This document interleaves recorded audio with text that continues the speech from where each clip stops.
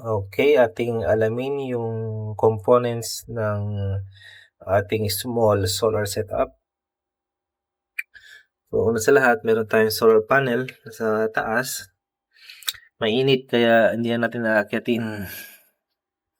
Oops, sa taas pa yun eh. So, nakakonect itong cable na to sa ating solar panel na 620 watts bifacial. Ito yung tinatawag na solar cable. Size nito ay 6 mm square. Nakakonect naman ito sa ating DC breaker. Ito, DC breaker na may 32 amps rated current. And then, papunta naman ito sa ating POW-MR na MPPT solar charge controller. So, as of now, meron tayong 475 watts na harvest. Ang tawag nga pala dito sa connector na ito ay MC4. So, MC4. Sa ating solar panel, ganitong connector kasi yung termination ng ating solar panel. So, maganda rin ito para tuwing may maintenance, madali lang itong hugutin at tanggalin. So, ayan. MC4 yung tawag dito. And then yan, nakakonect sa DC breaker na may 32 ampere. And then, papunta sa input ng solar charge controller na merong 700 watts, 60 ampere. And then, after ng MPPT or solar charge controller, pupunta na yan sa may DC breaker naman na 50 ampere. After ng DC breaker na 50 ampere, diretso na yan sa ating battery. So, meron tayong ditong Gen-type power, 12.8 volts, 100 ampere hour na lithium iron phosphate na battery. Ayan. So, ang cable na ginamit natin dito sa ating MPPT to circuit breakers ay kapares na nung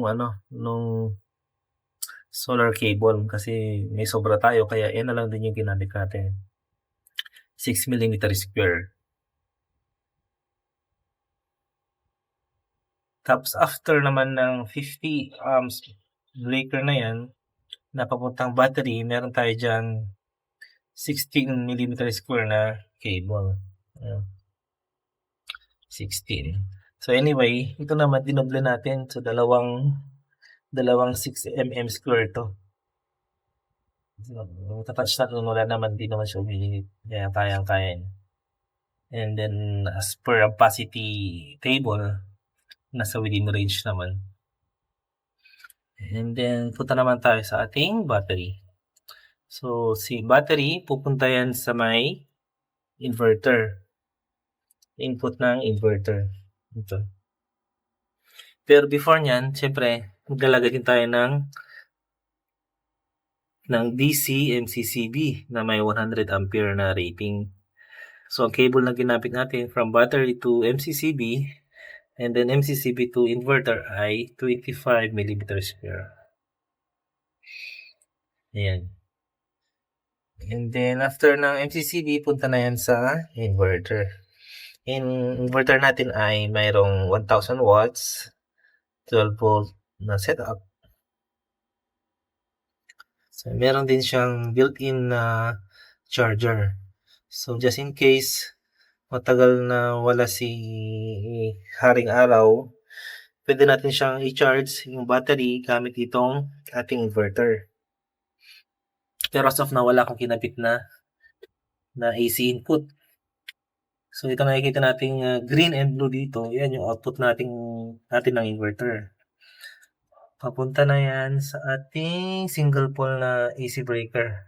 Hindi ko pa nakakabit yung 2-pole na circuit breaker. Kaya, nag-single pole na lang muna ako dyan. Papunta na yan sa ating MPS. And then, sa may MPS natin, nakakonect yung circuit ng ating mga ilaw at konting outlet, power outlet, low wattage power outlet.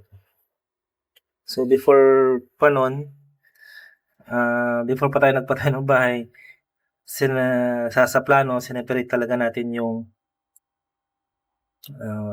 main distribution panel sa dalawa, which is para sa light loads, mga ilaw, mga light loads na outlet, and then yung isang panel naman ay para sa mga heavy loads. So medyo madali na lang tayo dito kasi nagkaroon na tayo ng segregation of loads. Ayun lang, ilalagay ko na lang sa comment section yung mga link kung saan ko nabili yung mga components na ito sa mga gustong mag-DIY. Alright.